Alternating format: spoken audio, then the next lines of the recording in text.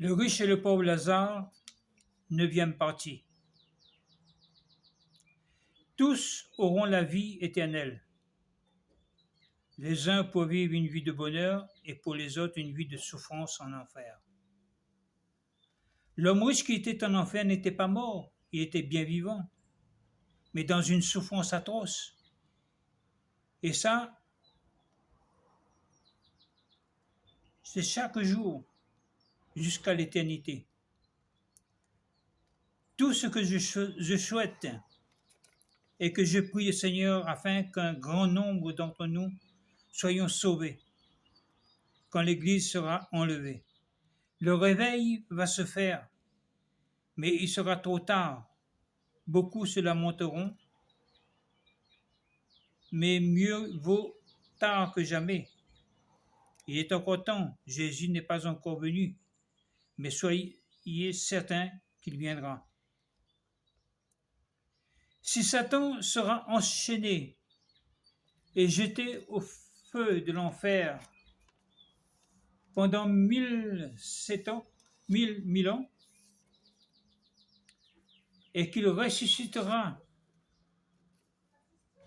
dans le dernier temps, cela veut dire que l'enfer, il n'y a pas de mort en enfer. L'enfer n'est pas un endroit où les gens sont morts, ils sont bien vivants, mais dans la souffrance pour l'éternité en éternité. Nous ne pouvons pas rester indifférents à ce qui a été dit dans cet enseignement. Nous devons prendre conscience que notre âme n'a pas de prix et que nous devons faire tout pour que nous puissions rester debout le jour de l'enlèvement. Le jour de l'enlèvement n'est pas la fin du monde. La fin du monde, ce sera 1007 ans après l'enlèvement. Là, il y aura la fin du monde.